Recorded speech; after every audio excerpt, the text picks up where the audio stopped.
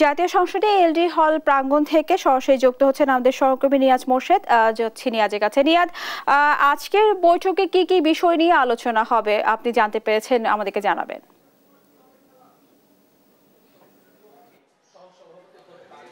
ধন্যবাদ।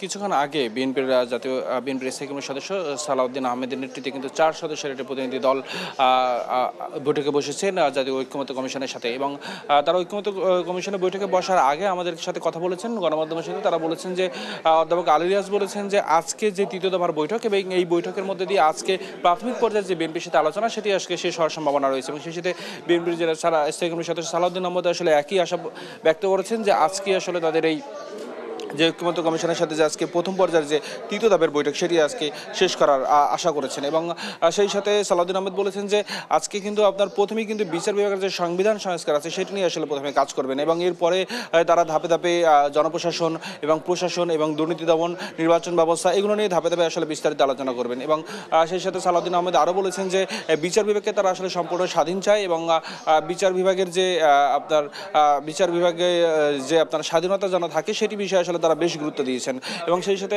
বিচার বিভাগে যেন কোনো আপনার অনিয়ম না ঘটে এবং সেটিও আসলে তারা কিন্তু গুরুত্ব সহকারে তারা ঐক্যমত্য কমিশনের কাছে বলবেন। এবং যদিও আপনার অধ্যাপক আলী রিয়াজ কিন্তু আরও বলেছেন যে একমাত্র বিএনপি আপনার এই কয়েকবার তারা দফায় দফায় আসলে পুরো বিষয়টি নিয়ে বিস্তারিত আলোচনা করছেন যেসব রাজনৈতিক দলের সাথে আলোচনা হয়েছে তার মধ্যে থেকে, এবং এ পর্যন্ত প্রায় 15টি দলের সাথে কিন্তু আসলে আপনার এই বৈঠক হয়েছে, এবং এই বৈঠকে তারা আসলে বসেছে নানা বিষয় নিয়ে। যেসব সংস্কার কমিশন রয়েছে সেই সংস্কার কমিশনের সাথে তারা বৈঠকে বসেছে, এবং এর মধ্যে বিএনপির সাথে একমাত্র 3 দফায় তারা আসলে বৈঠকে বসছে। এবং এই একই কথা কিন্তু আসলে সালাউদ্দিন আহমেদ বলেছেন যে যেহেতু এটা রাষ্ট্র নিয়ে একটা কাজ এবং সংস্কার কাজ এবং এটা দেশের জনগণের জন্য, সেই কারণে তারা আসলে একটু বিস্তারিতভাবেই তারা আলোচনা করতে চান, এবং যাতে কোনোভাবে কোনো ফাঁক ফোকর না থাকে এবং সময় স্বল্পতা নিয়ে খুব তড়িঘড়ি করে আসলে সংস্কার কাজটা করে ফেলুক এমন বিষয়ে আসলে তারা কিন্তু চান না। সেই কারণে তারা একটু বিস্তারিতভাবেই আসলে আপনার আলোচনার জন্য তারা এই 3 দফার বৈঠক কিন্তু আসলে আপনার তারা আজকে বসেছেন। এবং আর একটু বলে রাখি যে দ্বিতীয় দফার যে আলোচনা